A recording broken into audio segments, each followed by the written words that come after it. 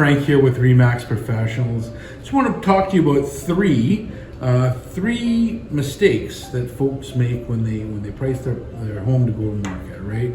They're the most common ones. Right? The first is just putting it on for way more than what the market's offering at this time. When I sit down with folks and during a listing presentation, about 4 or 5 steps in, that's when we choose the price and we look at everything together and we agree that this is what the market is offering, right?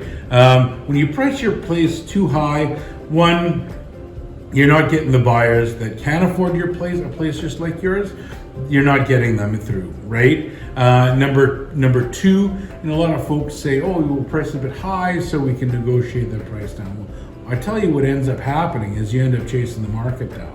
And that where you were overpriced at one point in time, after that 2 weeks is up, there's the sparse showings that there were have all but dried up. I tell you, that's the danger time, right? So price it at the market, or just for very savvy sellers rather, just slightly below so that it looks like a real big deal, right? And that's how you're going to get a lot more interest in your property. And lastly, as to that, I mean, when you set that price too high, what happens is you get compared to other houses in that same price range, right?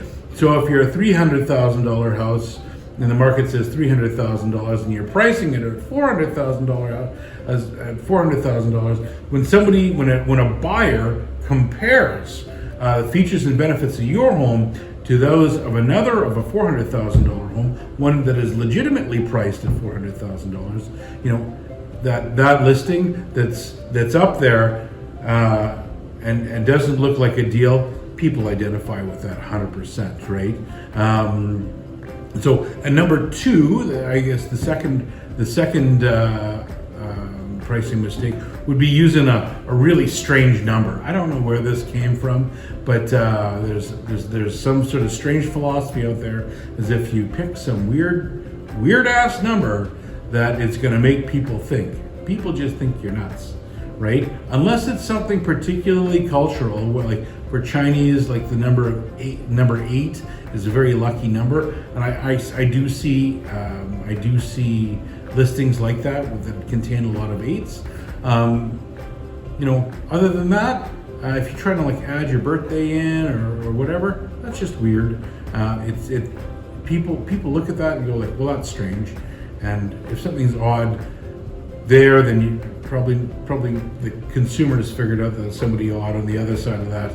So just price it in a normal fashion, nice big round numbers, or just like the grocery store does. 99, right? $399.9, right, for $400,000. And lastly, be in this market right now. Be prepared to negotiate, right? Our present climate is it's challenging. So if your house hasn't sold within that first 2 weeks, right, and that point, viewings typically taper off. Be prepared to be a little flexible.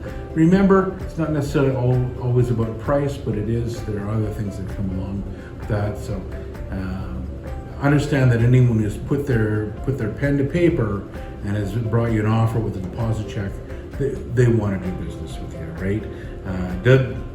Don't worry about that number there they put on. If it's not something you fancy, oftentimes that can be very flexible. There's other things, that are there that could be more important. So if you have any questions about this or anything else, shoot me a message. Always happy to help.